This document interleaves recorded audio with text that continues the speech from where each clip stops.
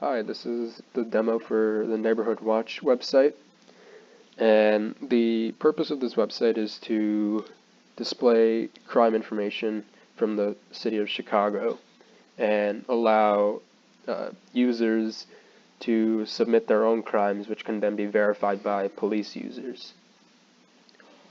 And users and people and visitors who are not registered as users can solicit or request more information about crimes based on location within the city of Chicago.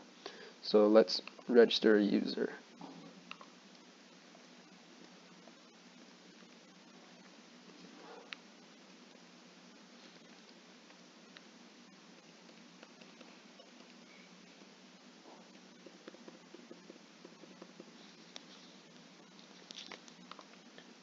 And so we're now logged in. You can see, if we go to our profile, we can see our credentials here: email, name, and phone number.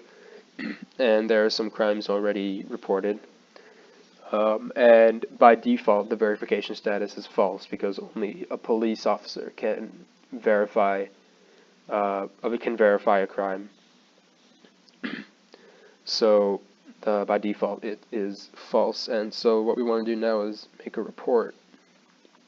So we can go here, and we have to select the crime type, location description, which would be something like residence or parking lot, blocker address. So we're just going to enter a redacted address, not the full thing. We can enter a community area and the date on which the crime occurred.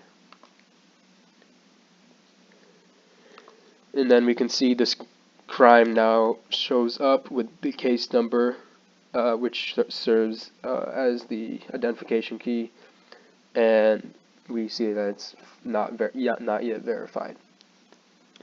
We can also change our phone number, and we can see here that it has been changed.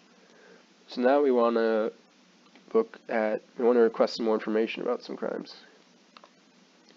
And so through this Google Maps API, we can actually drop a pin on any point in Chicago, and based on that location, we can see a safety rating, and that is based on the set of crimes that occurred nearby to this point that we've selected. And so we collect those crimes, and based on the crime types, we assign weights to those crime types based on their severity. So here's some crime types here. So you can imagine something like homicide would be weighted more heavily or severely than something like theft or battery. So we have the safety rating generated at this latitude and longitude that we've dropped our pin at. And so here we see the three most frequently occurring types of crimes within that set that we gathered. So theft, battery, and criminal damage, and the respective locations, the location descriptions at which those types of crimes are most likely to occur. So among the crimes near this point, theft is the most commonly occurring crime, and it most commonly occurs on the street. Battery most commonly occurs in residence, and criminal damage is most common on the street. We can also request information by selecting a community area, which is just another way of dividing Chicago geographically. So we can just select any community area here. So we have near West Side, community area 28. And so we see for the current day, we have the total number of crimes, number of arrested, number of domestic for the current day. And so we see the crimes committed by hour as a line graph, and we also have a pie chart here showing the distribution of crime types among all those crimes in the past day. And finally, we can delete a user. So if we go back to a profile and we want to delete our account, simply say delete account, and now we are logged out. thank you. One final thing.